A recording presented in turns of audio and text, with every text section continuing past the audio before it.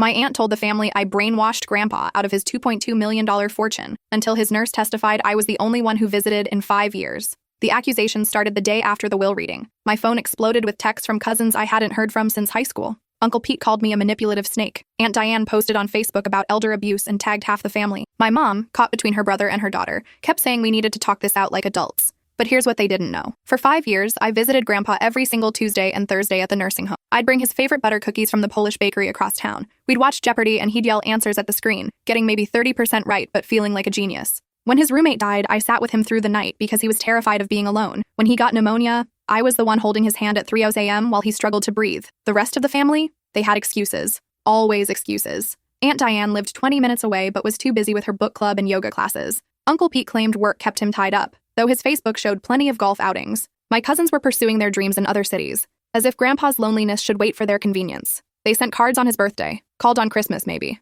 That was their version of family devotion. Grandpa wasn't senile. His mind was sharp until the very end. He knew exactly who showed up and who didn't. He'd mention it sometimes, quietly, like he didn't want to burden me with his hurt. Your aunt says she'll visit next week, he'd say. Next week never came. After the first year, he stopped believing their promises. After the second, he stopped mentioning them at all. When he got sick last fall, I moved into the nursing home's family suite for 2 weeks. I bathed him when he was too weak to do it himself. I changed his sheets when he had accidents. I read him the newspaper every morning because his eyes had gotten too bad. The nurses knew me by name. They brought me coffee and thanked me for being there. The day before he died, Grandpa asked his lawyer to visit. He changed his will, leaving me everything except $50,000 split among the rest of the family. They can have enough for a nice vacation, he said, since they always seem too busy for anything else. The lawyer witnessed it. 2 nurses witnessed it. Grandpa was completely lucid, cracking jokes about finally getting the last word. At the will reading, you could hear a pin drop when the lawyer read the amount. Then came the explosion. Aunt Diane screamed that I'd poisoned Grandpa's mind. Uncle Pete threatened to sue. My cousins created a group chat called Justice for Grandpa and started planning their legal strategy.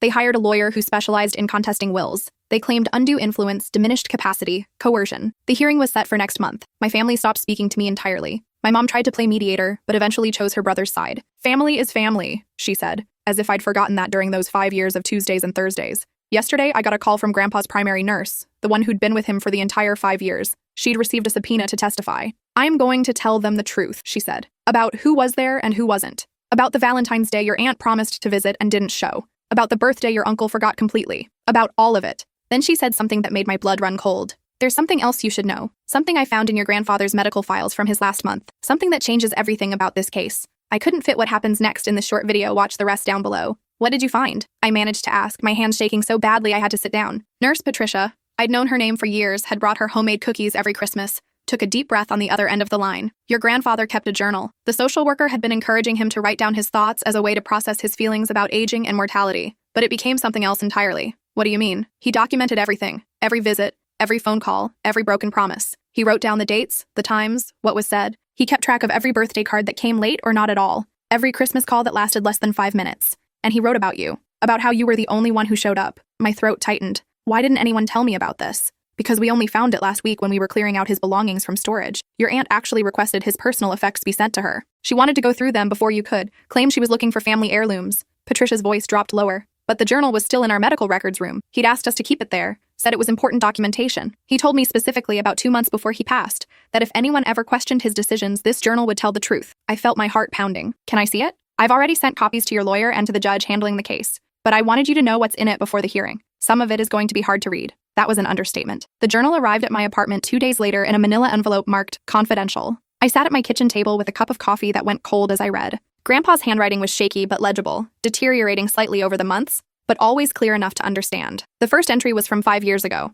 right after he'd moved into the nursing home. June 3rd, first day in this place. Diane promised she'd visit tomorrow to help me settle in. Pete said he'd come by this weekend with the grandkids. We'll see. June 4th, Diane didn't come. Said something came up. June 8th, Pete didn't show. Called to say the kids had soccer. June 10th, my granddaughter came today, brought me cookies from that Polish bakery I love, the one on Milwaukee Avenue. I didn't even know she remembered. We watched Jeopardy. She didn't seem to mind that I got most of the answers wrong. She just laughed and said I was giving Alex Trebek a run for his money. It was the first time I've laughed since moving here. I had to stop reading. My vision was blurring. The entries continued, month after month. Grandpa documented every visit I made, every detail. The time I brought him a heated blanket because he said his room was always cold. The afternoon I spent rearranging his furniture because he couldn't see the TV properly from his bed. The day I sat with him for 6 hours during a snowstorm because his roommate's family couldn't make it and he didn't want the man to be alone. And he documented every absence from everyone else. July 15th, my birthday. I'm 81 today. Diane called at 11 p.m., said she forgot, and hoped I had a good day. Pete sent a card that arrived 3 days late. My granddaughter took the day off work and brought a small cake. We ate it together and she told me stories about her job. She made me feel like I mattered. October 3rd. Diane was supposed to visit today. She's rescheduled 4 times now. I don't think she's coming. October 4th. She didn't come. November 28th. Thanksgiving. The nursing home had a family dinner. Diane and Pete both said they were too busy with their own celebrations. My granddaughter came and brought homemade stuffing because she knows it's my favorite. She stayed for 4 hours. I'm grateful, but it also makes me sad. She shouldn't have to spend her holiday with an old man in a nursing home. She should be with people her own age, but she chose to be here. That means something. The entries went on and on. Each one was like a knife to the chest. Not because of what he wrote about me. That filled me with a bittersweet warmth, but because of what he wrote about everyone else. February 14th, Valentine's Day. Diane promised last week she'd come today. She said she felt bad about missing so many visits and wanted to make it up to me. She didn't show, didn't even call. March 19th, Pete's birthday. I called to wish him happy birthday. He seemed surprised to hear from me. The call lasted 2 minutes. April 7th. My granddaughter brought me books from the library today. She knows I can't see well enough to read anymore, so she's been reading to me. Today we started a mystery novel. She does different voices for all the characters. It makes me laugh. There were pages and pages documenting the same pattern. My aunt's broken promises. My uncle's increasing distance. My cousin's complete absence. And my consistent presence, week after week, year after year. Then came the entries from his last few months. These were different, more reflective. September 12th. I've been thinking about my will. I know what people will say when I'm gone. They'll say my granddaughter manipulated me, that she took advantage of an old man, but that's not what happened. She's the only one who's been here. The only one who's treated me like I still matter. The others, they've already written me off. I'm just waiting to die in their minds. But not to her. To her, I'm still grandpa. Still someone worth visiting. September 30th. I talked to my lawyer today. I'm changing my will. Diane and Pete will be angry. They've always expected an inheritance. But why should they get rewarded for neglect? Why should they profit from my death when they couldn't be bothered to be there during my life? October 15th, I got pneumonia. Spent 3 nights in the hospital. My granddaughter slept in a chair next to my bed the entire time. She took time off work. She held my hand when I was scared. The nurses all know her by name. They treat her with respect because they see how much she cares. Meanwhile, my own children called once to check in. Once. October 23rd. I'm back at the nursing home. Weaker now. I can feel myself failing. But I'm at peace with my decision. My granddaughter deserves everything. She's earned it.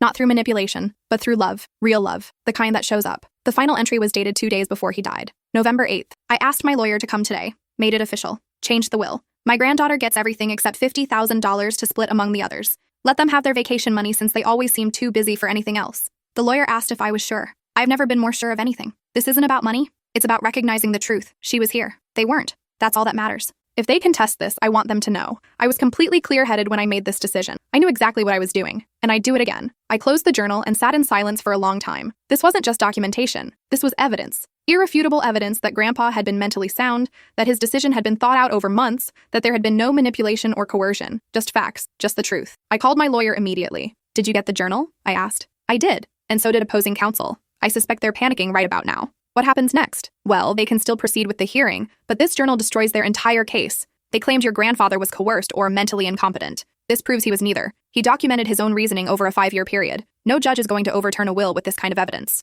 So we won? We won. But I'd recommend still going to the hearing. Let the judge read the entries aloud. Let your family hear them in public. They need to face what they've done. The hearing was scheduled for November 15th. I arrived early, dressed in the black suit I'd worn to Grandpa's funeral. My lawyer met me outside the courthouse. They're going to try to settle, she said. Probably offer you more of the inheritance if you'll just drop the case and avoid the public hearing. No deal, I said. Grandpa wanted the truth to come out. That's what's going to happen. Inside the courtroom, my family sat on the opposite side. Aunt Diane wore an expensive black dress and dark sunglasses, playing the grieving daughter. Uncle Pete looked uncomfortable in an ill-fitting suit. My cousins, there were 5 of them, looked annoyed, like they had better places to be. My mom sat separate from everyone, her face pale. The judge entered. Everyone stood. Please be seated, Judge Reynolds said. She was a woman in her 60s with sharp eyes and a no-nonsense demeanor. I've reviewed the materials submitted by both parties. This is a case to contest the will of Mr. Anthony Kowalski, deceased, on the grounds of undue influence and diminished mental capacity. My aunt's lawyer, a slick-looking man in an expensive suit, stood up. Your Honor, my clients believe that Ms. Kowalski manipulated her grandfather during a vulnerable time in his life. I've read your brief, counselor, the judge interrupted. I've also read the deceased's journal, which was submitted as evidence. Before we proceed, I want to address that directly. She put on her reading glasses and picked up the journal. The court has reviewed 163 dated entries spanning 5 years.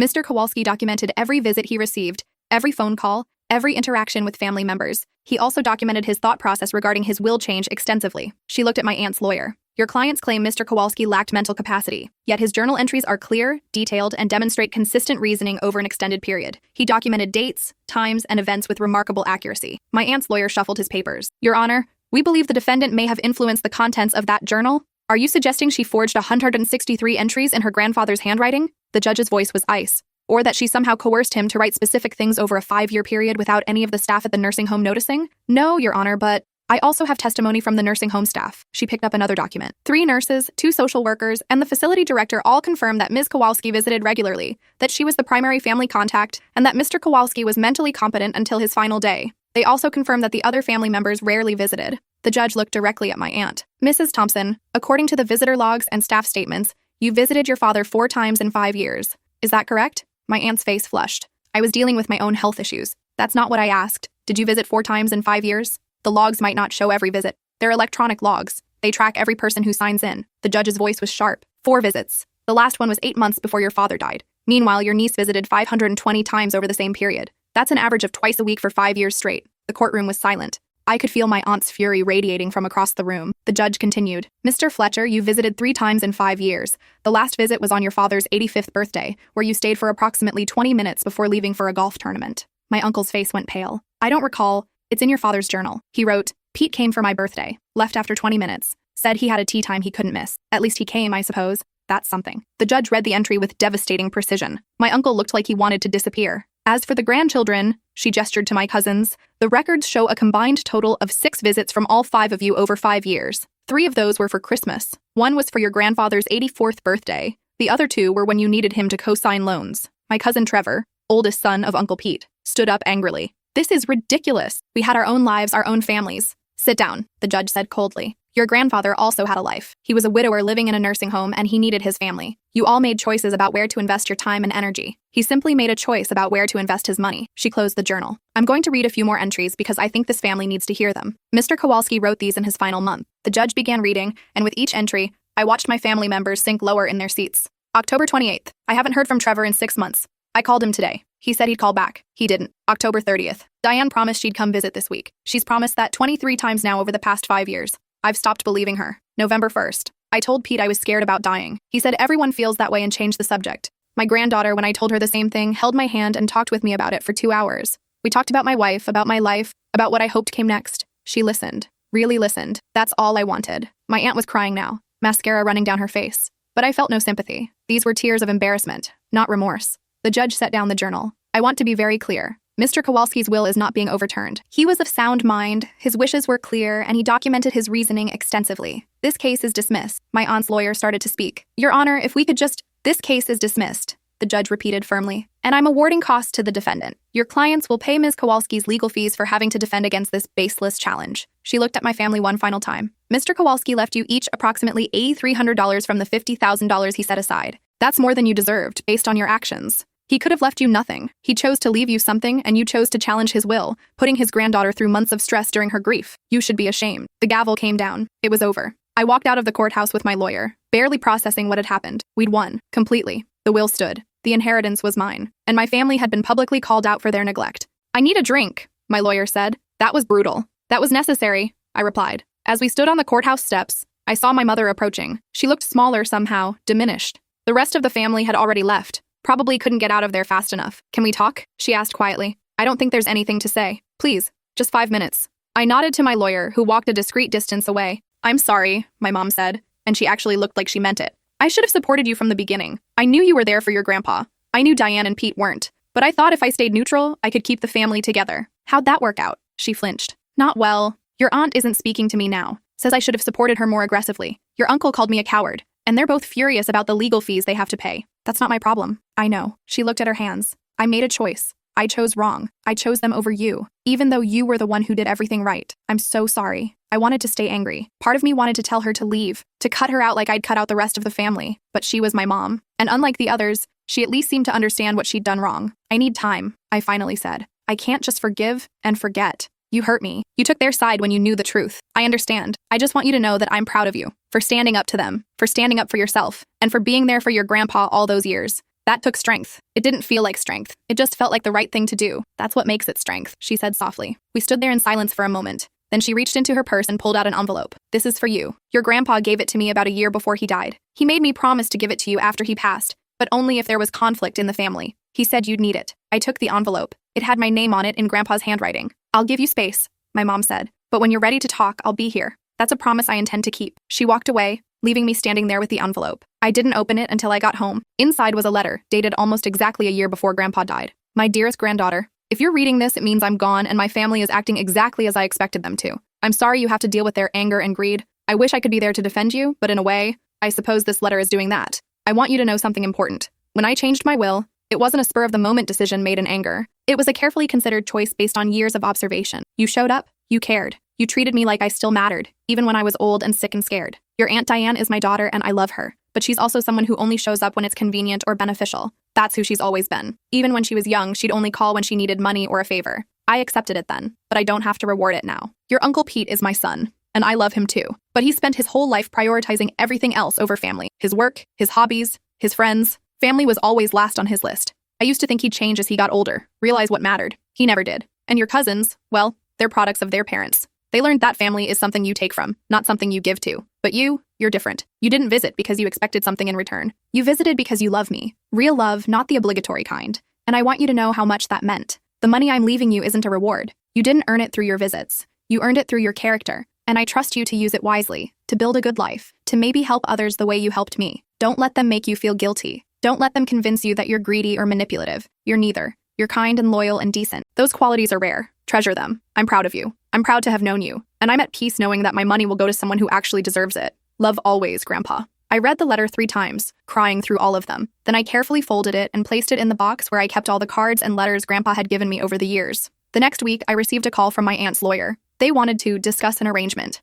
My clients are prepared to drop any further challenges to the will, he said smoothly. In exchange, they'd like you to consider a voluntary redistribution of the inheritance. They feel that a 50-50 split would be fair and would honor your grandfather's memory of family unity. I laughed. Actually laughed. You're kidding, right? My clients are trying to reach a reasonable compromise. Here's my compromise. They can have the $50,000 Grandpa already gave them, minus the legal fees they owe me. That's what the judge ordered. That's what they're getting. Tell them if they contact me again, I'll file a harassment complaint. I hung up. They tried twice more. Once through my uncle directly, who called and left a rambling voicemail about family forgiveness and Christian values. Once through my cousin Trevor, who sent a long email explaining how they'd all been misunderstood and how Grandpa would have wanted us to be united in his memory. I blocked their numbers, deleted the emails. They weren't going to guilt me into giving up what Grandpa had wanted me to have. The inheritance cleared 3 weeks later. $15 million minus legal fees and taxes. Still a staggering amount. I didn't blow it on anything extravagant. I didn't take a vacation or buy a sports car or do any of the things people probably expected. Instead, I paid off my student loan, put a down payment on a small house,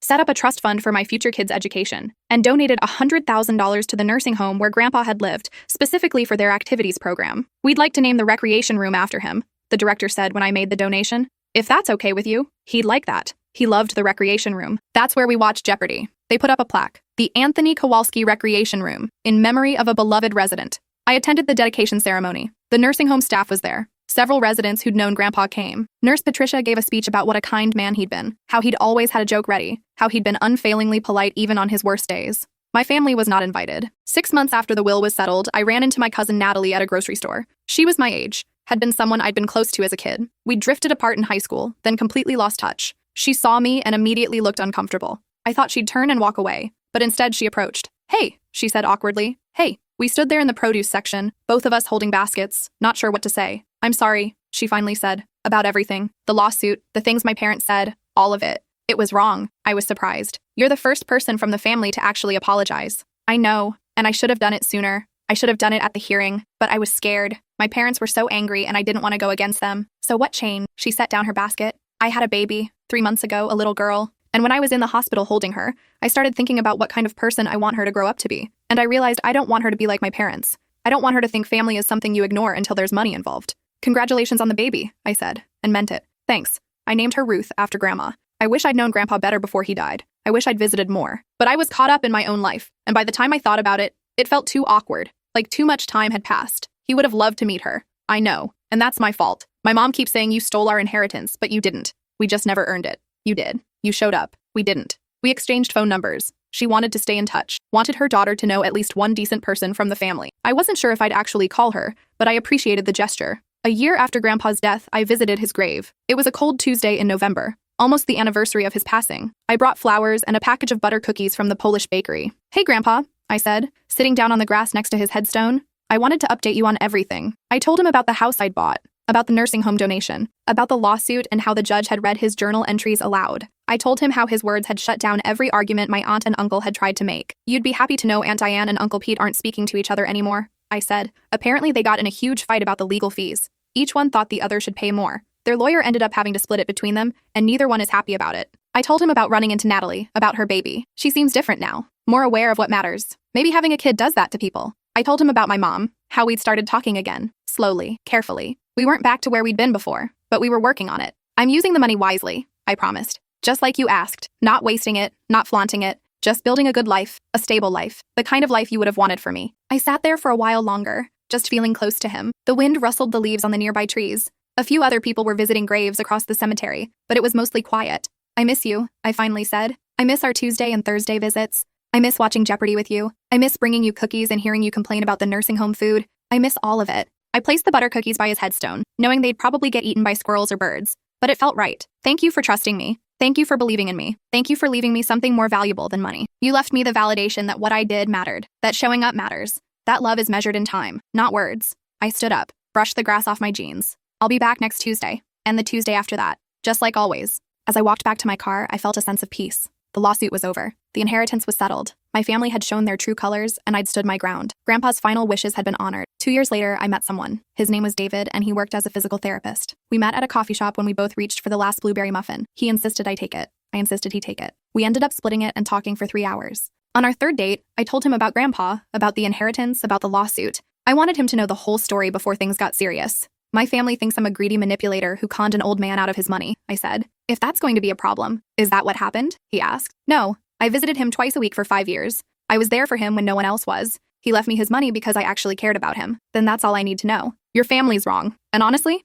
the fact that you showed up for your grandpa like that says everything I need to know about your character. We got married a year later. Small ceremony, just close friends and a few relatives. My mom came. Natalie came with her now toddler daughter. My aunt, uncle, and other cousins were not invited. Aunt Diane sent a card anyway. It said, "Congratulations on your wedding. We hope you'll reconsider your stance on the inheritance. Families should stick together." I threw the card away without responding. On our honeymoon, David and I visited Poland, the country where Grandpa's parents had immigrated from. We went to the small village where his family had originated, saw the church where his parents had been married before coming to America. We brought back photos and a small folk art piece to hang in our home. I wish he could have seen this, I said. He talked about Poland sometimes, about wanting to visit his family's homeland. He'd be happy you're doing it for him, David said. When we returned home, I was pregnant. We found out a week after getting back. It's a boy, the doctor said at the ultrasound. David looked at me. Do you know what you want to name him? I did. Anthony, after my grandpa. Our son was born the following spring, Anthony David. He had dark hair and bright eyes and the most perfect tiny hands. I took him to visit Grandpa's grave when he was 3 weeks old. Hey, Grandpa, I said, holding the baby close. I want you to meet someone. This is Anthony, your great-grandson. I named him after you because you were one of the best men I ever knew. I hope he grows up to be like you, kind, sharp, and able to tell the truth even when it's hard. The baby made a small sound, like he was agreeing. I'm going to tell him about you, about our Tuesday and Thursday visits, about butter cookies and Jeopardy, about how you taught me that family isn't just about blood, it's about showing up. He's going to know his great-grandpa, even if they never got to meet. As I stood there with my son, I realized that Grandpa's legacy wasn't just the money. It was the lesson he'd taught me about what matters, about being present, about choosing people who choose you, about standing up for what's right, even when it's hard. The money had changed my life in practical ways. Paid for a house, provided security, helped me build a stable foundation. But the real inheritance was the knowledge that I'd done right by someone I loved, that I'd shown up when it mattered, that I hadn't let him die alone and forgotten. 3 years after Grandpa's death, Uncle Pete had a stroke. It was serious. He was in the hospital for 2 weeks, then transferred to a rehab facility. My mom called to tell me. He's asking for you, she said. Why? I don't know. He just keeps saying your name. I didn't go right away. I needed time to think about it. Part of me wanted to refuse, to let him experience what Grandpa had experienced, watching the clock, hoping someone would show up, dealing with the disappointment when they didn't. But I wasn't him. I wasn't someone who could ignore family members when they were sick, even if they'd done it to others, even if they'd called me terrible names and tried to take away what Grandpa had left me. I went to visit on a Tuesday afternoon, full circle, I suppose. Uncle Pete looked smaller in the hospital bed, older. His face drooped slightly on one side from the stroke. He could talk, but his words were slurred. You came, he said when he saw me. I came. He was quiet for a moment, struggling to form words. I'm sorry. For what specifically? For all of it. The lawsuit. The things I said. For not being there for Dad. He took a shaky breath. I didn't realize until I ended up here how lonely it must have been for him. How much it must have hurt. I sat down in the chair next to his bed. The same kind of chair I'd sat in next to Grandpa's bed all those years. He wrote about you in his journal, I said. About how he'd call you and you'd say you'd call back but never would. About the birthday visit where you stayed 20 minutes before leaving for golf. He loved you. He just wished you'd loved him enough to show up. Uncle Pete's eyes filled with tears. I thought I had more time. I thought I'd visit more later when work slowed down, when the kids were older,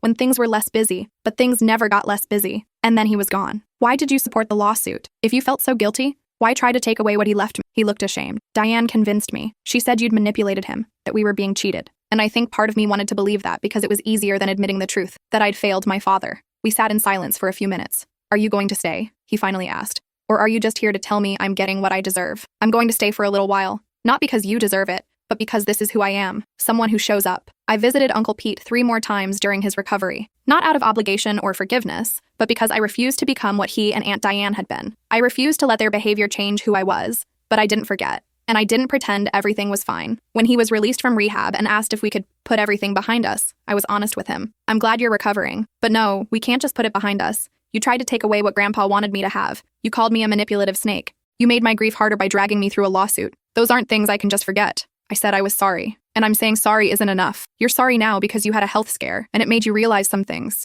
But where was that realization when Grandpa was alive and lonely? Where was it when you were posting on social media about family values while never visiting your father? He didn't have an answer for that. If you want to rebuild some kind of relationship with me, I said, it's going to take time and effort, real effort, not just words, but I'm not holding my breath. I left his house that day and felt no guilt. I'd done more than he deserved. The rest was up to him. Aunt Diane never apologized. She doubled down instead. She started a blog about elder abuse and grandchildren who manipulate for money. She didn't use my name directly, but anyone who knew the situation would know who she was talking about. I ignored it for 6 months. Then Natalie called me. My mom's gotten out of control, she said. The blog is getting attention. She's doing podcast interviews. She's positioned herself as some kind of advocate for elderly people, using Grandpa's story but twisting it to make you look like the villain. It's wrong. What do you think I should do about it? I think you should tell your side, publicly. The truth needs to get out there. I thought about it for a week. Part of me wanted to stay private, to keep our family drama within the family. But another part of me realized that Aunt Diane was profiting from lies. She was using Grandpa's memory to build a platform and make money from sponsored content on her blog. That I couldn't ignore.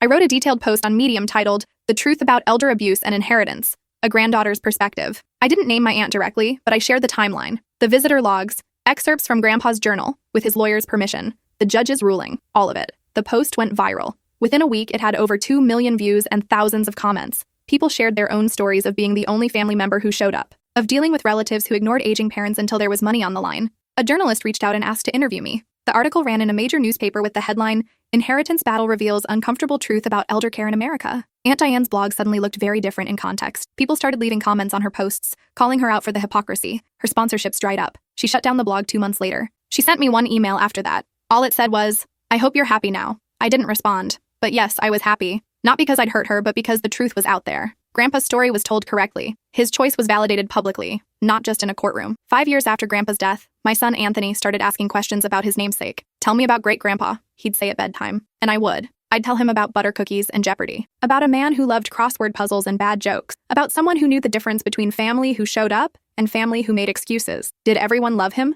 Anthony asked one night. Not enough people showed him they did, I said honestly. Some people said they loved him but didn't act like it. Love is an action, not just a feeling. You have to show people you care. Like how you visit him at the cemetery? Exactly like that. Anthony thought about this. When I'm big, can I visit him with you? Of course. We'll bring cookies. Even though he can't eat them? Even though he can't eat them. It's about remembering him, honoring him, showing that he mattered. He mattered to you. He mattered to me very much. My son learned the lesson Grandpa had taught me, that showing up matters, that consistency matters, that real love is measured in presence, not promises. 10 years after the will reading, I got a call from my mom. She was crying. Diane had a heart attack, she said. She's in ICU. It doesn't look good. I felt a complicated mix of emotions, anger, pity, sadness. Aunt Diane had spent the last decade being bitter and hateful, and now she was dying. Part of me thought she was getting what she deserved. Part of me just felt sad for the waste of it all. Are you going to visit her? My mom asked. I don't know. She's asking for you and Pete. She wants to apologize. She's had 10 years to apologize. I know. But maybe she needs to do it now, for her own peace. I thought about it for 2 days. Then I drove to the hospital. Aunt Diane looked terrible, gray-skinned, hooked up to machines, struggling to breathe. My mom was there, along with my cousins. The room felt heavy with years of family dysfunction. I'll give you privacy, my mom said, ushering the cousins out. I sat in the chair next to the bed. That damn chair again. You came, Aunt Diane rasped. I did. I'm dying. I know. She closed her eyes. When she opened them again, tears were running down her face. I'm sorry for all of it. I was cruel to you. I was cruel to my father. I wasted so much time on stupid things. Book club, yoga, image, and I missed what mattered. Why did you do it? Why fight so hard for money from a man you couldn't be bothered to visit? Because I was ashamed. Because I knew I'd failed him. And admitting you'd been a better granddaughter than I'd been a daughter was too painful. So I made you the villain instead. I convinced myself you'd manipulated him because the alternative was accepting that I'd abandoned him. He loved you. He wrote about that in his journal too. He wished you'd come. He kept hoping year after year. I know. I read the court transcripts. I read everything. She coughed. A wet, rattling sound. I'm not asking for forgiveness. I know it's too late for that. I just wanted you to know that you were right. About all of it. And I'm sorry for the pain I caused you. I sat there looking at her. This woman who'd made my life hell for years. Who'd tried to take away what Grandpa wanted me to have. Who'd spread lies about me publicly. And all I felt was tired. I accept your apology, I said. Not because you earned it, but because I'm letting go of the anger. It's been weighing me down for too long. Thank you, she whispered. I stayed with her for an hour. We didn't talk much. There wasn't really anything else to say. When I got up to leave, she grabbed my hand weakly. Take care of Natalie's kids, she said. They deserve better than the example I set. I will. She died 2 days later. I attended the funeral, sent flowers, but I didn't speak. I'd said everything I needed to say. At the reception afterward, Uncle Pete pulled me aside. He'd recovered well from his stroke, though he walked with a slight limp now. Diane left you something, he said. Asked me to give it to you. He handed me an envelope. Inside was a check for $50,000 and a note that said, I should have split my portion of Dad's inheritance with you. You earned it. This doesn't make up for what I did, but it's what I can give. Diane. I looked at the check for a long time. Then I donated it to an elder care advocacy organization in Grandpa's name. Now, 15 years after Grandpa's death, I have 3 children. Anthony is 12. His sister Julia is 8.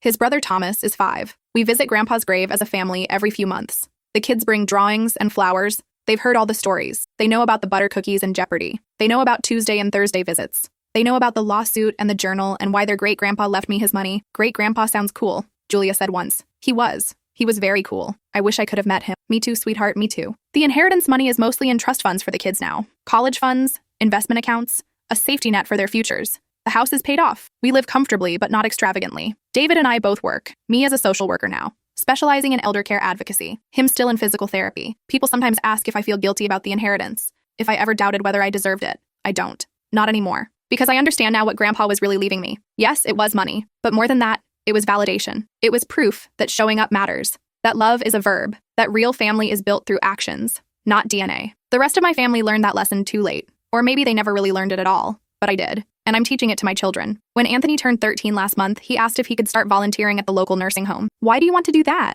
I asked. Because great-grandpa was lonely, and I bet there are other people there who are lonely too. Maybe I could visit them, like you visited him. I cried. Right there in the kitchen, I just started crying. That's a wonderful idea, I managed to say. So now, every Tuesday after school, I drive Anthony to the nursing home. He visits with a man named Walter who has no family left. They play cards and watch game shows and talk about baseball. Walter's face lights up when he sees Anthony coming. You're a good kid, I told my son last week. I'm just showing up, he said, like you taught me. And that's Grandpa's real legacy. Not the $2.2 million, not the lawsuit or the drama or any of that. It's the lesson that showing up matters, that people need to be seen and valued. That family is something you build through presence and care. My aunt and uncle learned that lesson too late. They thought family was something you could take for granted, something that would always be there waiting when you finally decided to show up. They were wrong. And Grandpa made sure they knew it. His will wasn't about punishing them. It was about honoring the truth, about saying out loud what everyone knew but no one wanted to admit. I was there. They weren't. That mattered. It still matters. Every Tuesday when I drop Anthony off at the nursing home, I think about Grandpa.